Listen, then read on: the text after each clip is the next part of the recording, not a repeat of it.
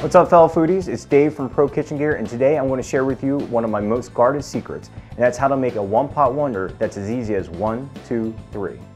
And when I say 1, 2, 3, I mean sear, saute, and braise, which means you're going to be able to take a different protein, a different vegetable, and a different sauce and create 100 different dishes in record time. For this example, we're going to use red meat. So let's go ahead and get started. First thing I want to do is turn on my pan here. We want to get a nice medium heat. We want to get this pan nice and hot because we want to sear this meat off. And what that's going to do is going to render off a little bit of the fat, and then we're going to move into the saute where we actually use that fat to saute off the veg. So the first thing here is we need to actually season the meat. So we're going to just do a little salt and pepper. And do a little fresh ground here. And at this point, you can use any kind of seasonings or spices, anything that you want that you really enjoy. So if you enjoy, a little cumin on your meat or whatever, it doesn't matter, you can put it on at this stage. So I'm going to add a little bit of olive oil to the pan. This is going to help the whole thing get started. And we're just going to let that heat up. All right, so our pan's getting nice and hot here. You see a little shimmer in the pan, that means the oil is getting hot enough, it's ready for the meat. So we're going to go ahead and just put this in nice and gentle. And that is the sound you want to hear. That's exactly what you want to hear when you're putting your protein in here. If it's chicken, if it's pork, lamb, it doesn't matter. You want that nice little sizzle. So we're just going to let that sit here. It's going to get nice and brown on one side. We're going to flip it over and do the same thing again on the other side. The other thing to keep in mind with this, you don't want to lift these up too fast. They're going to release on their own. If you lift them up before they're ready, they're going to let you know because half of the meat's going to be left on the pan. You don't want to have that happen. All right, so now these have been going for about 2 to 3 minutes on this one side. I'm going to go ahead and flip them.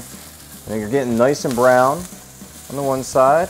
And we're going to let them brown up a little bit on the other side. And then after they brown up, we're going to take them out, put them back on the plate, and then we're going to get into sauteing our vegetable. So these are ready to come out of the pan. Now again, these are not cooked all the way through. We just want to sear them off. And we're going to get the pan ready for our veg.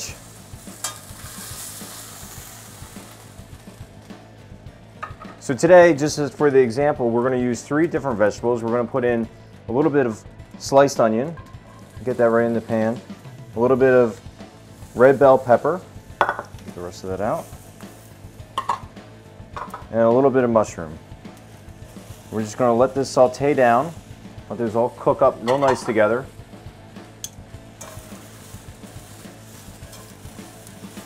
Now you can use any kind of vegetable you want here. You don't have to use these 3.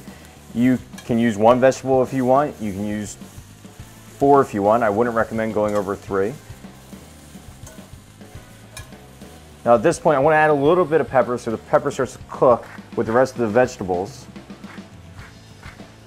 I'm not going to add salt just yet, even though you will later, because there's a lot of moisture in these mushrooms and we don't want the moisture to come out, because then you'll stop sauteing and you'll do another technique called steaming. So we're going to let these sit here for a little bit, cook down until they get nice and brown and ready for the meat.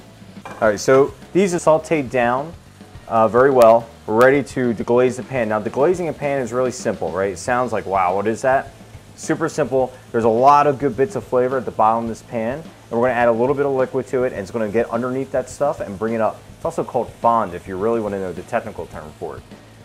So I got a little bit of chicken broth here, and I know we're using beef, we're cooking with beef, but you can use whatever kind of broth you want. You use vegetable broth. As you can tell, it's just boiling away here a little bit. We're just going to go in with our tongs here and just scrape the bottom of the pan. And this is where having a really good pan will go a long way for you. So we're just going to get all those little bits from the bottom up off of the bottom. Keep going with that. And this is actually going to flavor the sauce before we put the meat back in. So the meat will then start taking on some of the flavors in the sauce, and the sauce will take on some of the flavors of the beef. So if you ever see a little bit of that dark brown bit in the bottom of your pan, don't be worried about it. Add a little bit of liquid like this and then start scraping it up, and it'll come up and actually flavor your entire dish.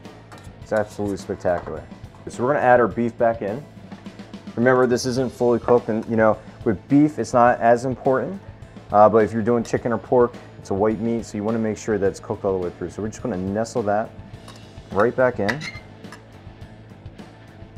We're going to let that cook all the way through.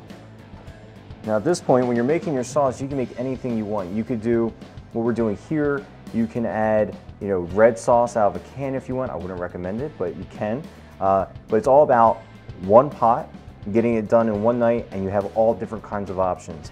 At the end of your cooking experience, you're gonna have a wonderful meal that you can share with all your friends and family, and they're gonna think you're genius, and that's what's important. All right, so now I wanna add a little bit of salt to this dish because we didn't salt it yet. So I'm gonna take some freshly ground salt, put it in there. Don't be afraid of salt. It's gonna help bring out all the flavors and make your food taste like it's not boring. That's really important when you're cooking. And we're gonna make this dish extra special. Everyone always has a cream sauce and something, and this is a perfect dish for it. The cream is really gonna cut the richness of the beef. It's gonna really make this dish all come together. So we're gonna just add a little touch of cream in here. I know you're already going, ooh, I understand. Just a little bit, and we're just gonna let that reduce down, let it cook down a little bit, and it's gonna make a beautiful, beautiful sauce. Before you know it, you're gonna have an entire meal ready for your friends and family, and it took one pot to do it in, and they're gonna think you're absolutely genius.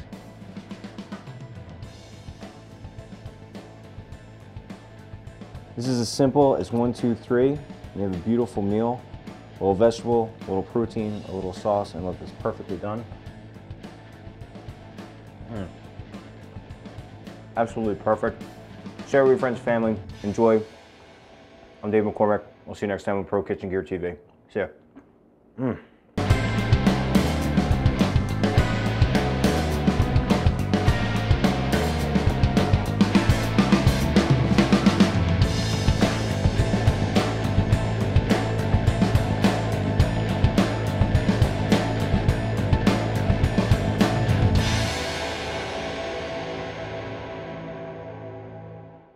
Cooking is very personal to everyone, and cooking is very personal to everyone.